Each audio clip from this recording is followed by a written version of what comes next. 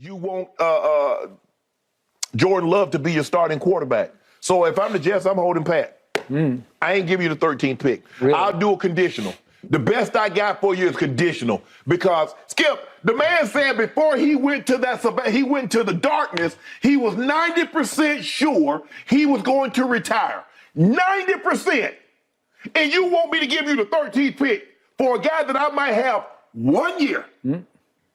I wish I might. And I tell you what, you call me one more time, Mark Murphy or Brian Gutekunst, and say you want my 13th pick, I'm going to hang up the phone and the deal off. Now, call me one more time with this bull jive now. I'm not joking around with you. Okay. I hear everything you just said, but the tea leaves I read would indicate to me that at the owners' meeting that starts Sunday, this deal will get done because the Jets are positioning and more positioning themselves to acquire Aaron Rodgers and make him the happiest he's ever been in his career. But are they going to give me that 13th? No. Okay. No, they just did acquire, with the Elijah Moore trade, an extra two. Second. So they got two in a row in the second round. Right. Okay, now that's the kind of draft capital that should close this deal because it's not both of them, one of them. No, right? I'm saying one. Okay, yeah, okay. just one. Because again, I wouldn't give more than a 5 because Green Bay has played they played their hand publicly. They just said, we are done. By all reports, we are over and we are out. We want out from under. And the Jets just need to say, okay, we will take his salary. I can do it all, I will never fall off the Renaissance. You know that I got the mother sauce, man. You know I'm the boss, I know what it costs. Have you what a loss? I'm so versatile, yeah, I'm a Renaissance, man. I can do it all, I will never fall off the Renaissance. You know that I got the mother sauce, man. You know I'm the boss, I know what it costs. Have you what a loss? I'm so versatile, yeah, I'm a Renaissance, man.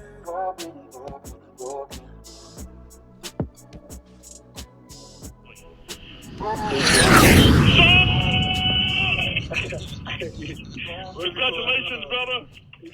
And here we. So it's like what is it now? I don't even freaking know. I feel like it's like day something of the Aaron Rodgers hostage situation. At this point, it's starting to feel like that, right? Like we're talking about Aaron Rodgers as a hostage of the Green Bay Packers. The New York Jets are feverishly trying to go ahead and negotiate for his release, and they're not playing ball. One thing we can say is that over this past couple of weeks, the New York Jets have continued to make moves, while although everybody that's on the Packers side, right, believe they have all the leverage. Explain to me why they haven't been able to make any moves on free agency while they're trying to navigate this Aaron Rodgers situation. Personally, I have gotten to the point now where I no longer care when it gets done because, let's be honest, Aaron Rodgers' release is going to happen. # free Aaron Rodgers. It's just a matter of when. At this point, he's a New York Jet. We all know it. The Packers know it. They're not going to get the first.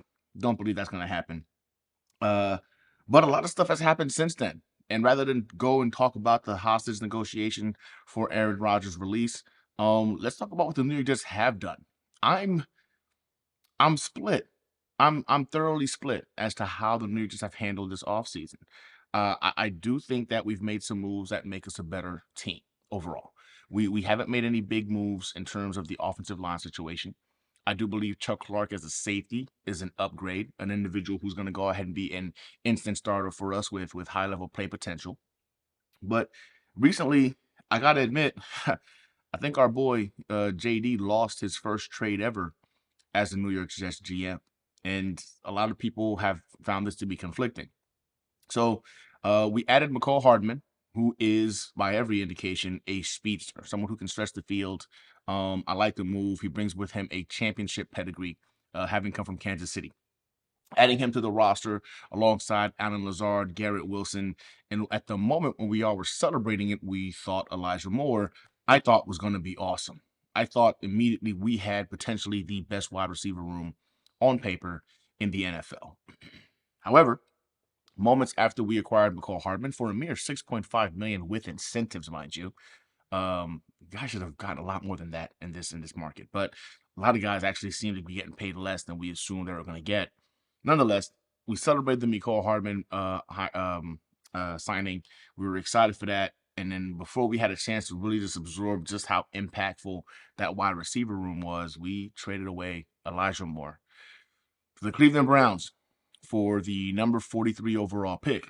It just cost us Elijah Moore in our third round pick, number 72, I believe it is overall. Now, there's conflicting, thought processes and opinions on whether or not this was a good trade. I personally will sit here and tell you I believe it was a bad trade. Giving up the third rounder for Elijah Moore is really frustrating to me. I'm sorry, giving up the third rounder with Elijah Moore to the Browns is really frustrating to me because Elijah Moore, by all indication, is a high-end wide receiver too. On some teams, he would be wide receiver 1. Some people are going to say, well, his production didn't show that last year. Wham, wham, wham. Well, the OC was trash. The quarterback was trash. You really couldn't analyze exactly what Elijah Moore was. And if you watch the All-22 film, you did see an individual who got open at will consistently throughout the season last year. Oh, okay, well, I'm also hearing like, well, it wasn't an issue for Garrett Wilson. Okay, cool. There's a big difference between elite and good, right? So Garrett Wilson is elite. That's a very, very unique and limited, valuable tier of individual when it comes to this game. Whereas a guy like Elijah Moore is a good to great wide receiver. This is a capable starter with Pro Bowl potential. I think Garrett Wilson has all pro potential with the right, of course, quarterback. But let's go ahead and peel the onion a little bit further back. We're talking about Garrett Wilson versus Elijah Moore. Why were they not able to produce, et cetera, et cetera? Well, 143 targets to 64 targets is a big difference in opportunity. One thing that I think a lot of Jets fans don't realize is what we saw in Elijah Moore in his year 1 wasn't a fluke. For 5 to 6 games, that kid was him. He was that dude. Going into the season last year, the majority of us thought we already had our receiver 1 on the roster with Elijah Moore. I get it. He requested a trade during a win streak, and that to me was a cardinal sin. But we decided to go ahead and pretty much kind of like carve that into his tombstone as an individual who apparently had no talent whatsoever. It was a waste of skin and good riddance, right? I'm not saying I don't understand the why we made the trade of Elijah Moore.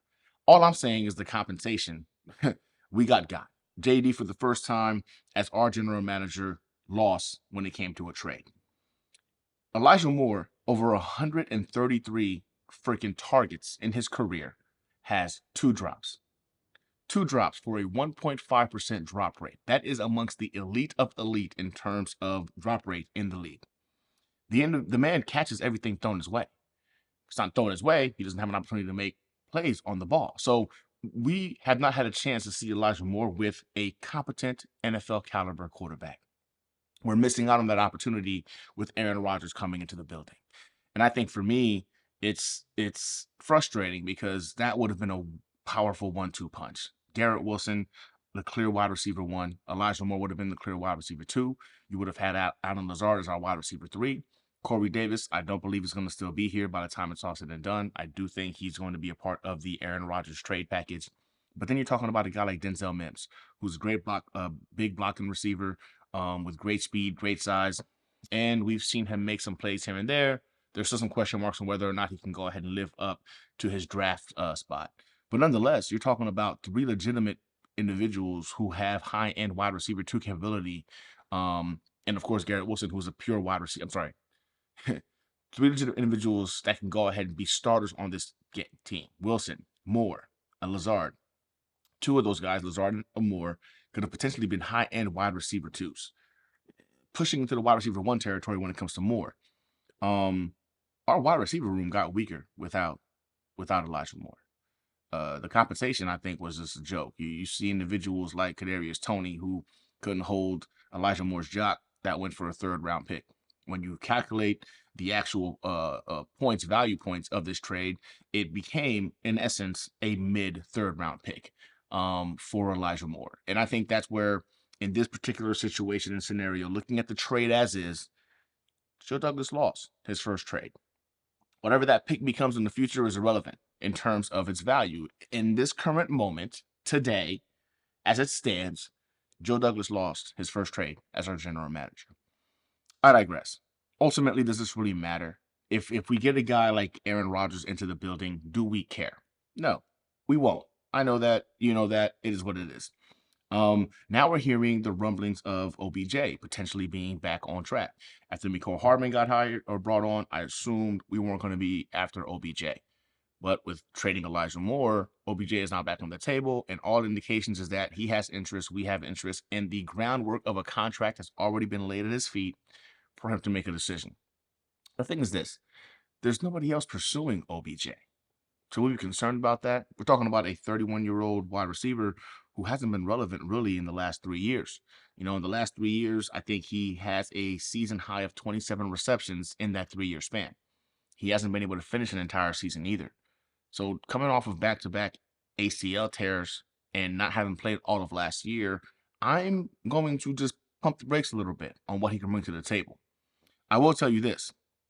I do not want anything to do with Ezekiel Elliott, who is now also being tied to potentially becoming a New York Jet. I know a lot of people are in love with the idea of having a big name guy like Zeke Elliott on the roster, but let's be honest, this kid hasn't been good in a very long time. 3.8 yards per carry. You're going to tell me, hey, he had 12 touchdowns last year. He's great freaking blocker when it comes to the blocker as running back. Listen, I think he's a product of his environment. The Dallas Cowboys have had a top 10 offensive line since he came into the league.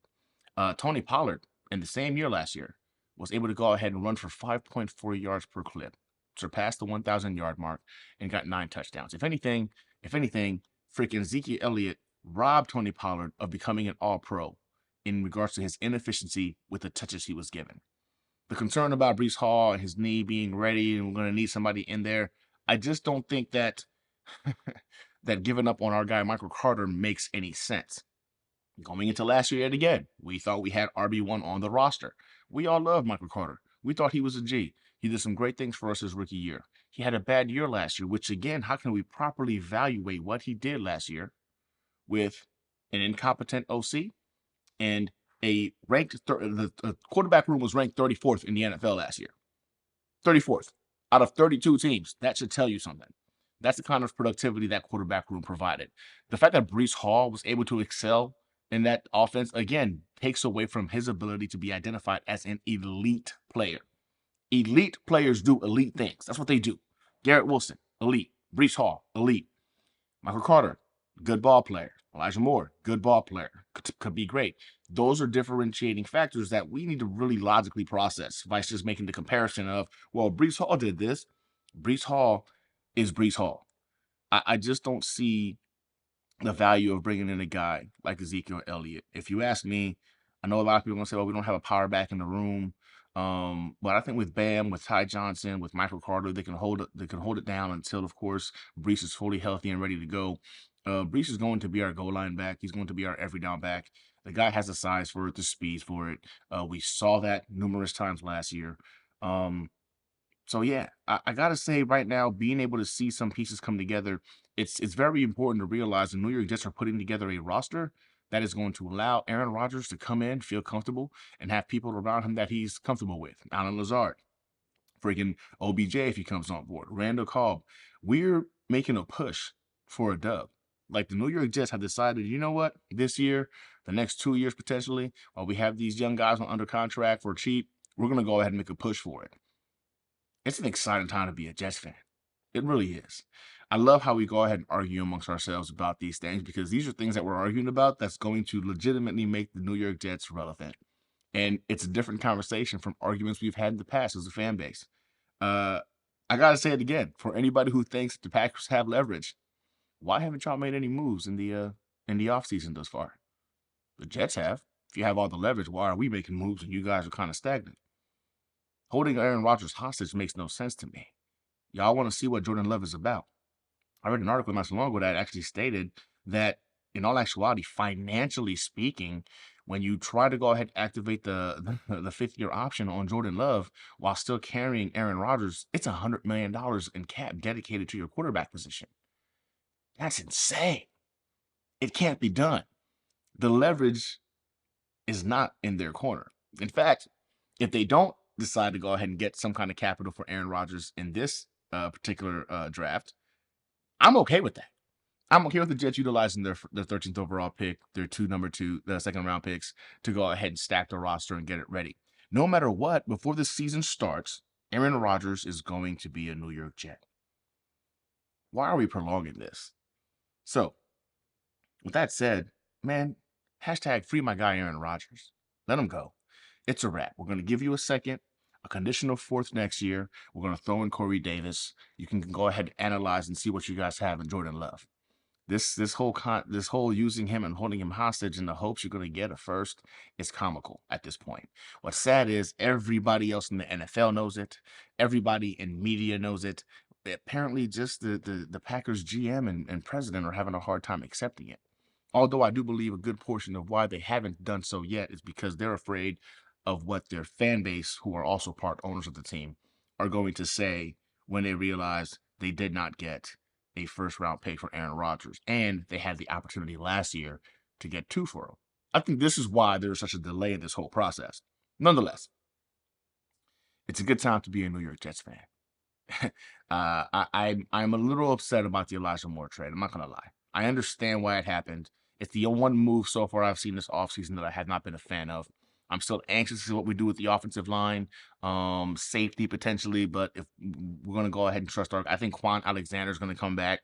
I was worried about the linebacker room, but I'm kind of okay with it now. In the draft, I see us going offensive tackle, center, and then at that point, it is what it is. The Jets really don't have as many needs as people think that we do.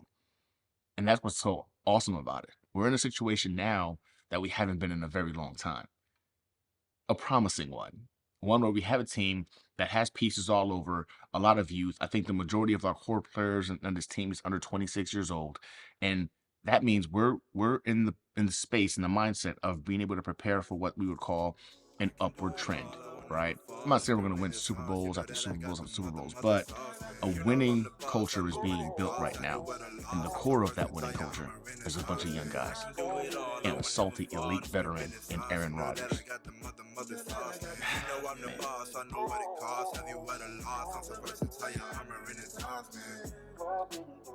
Go Jets.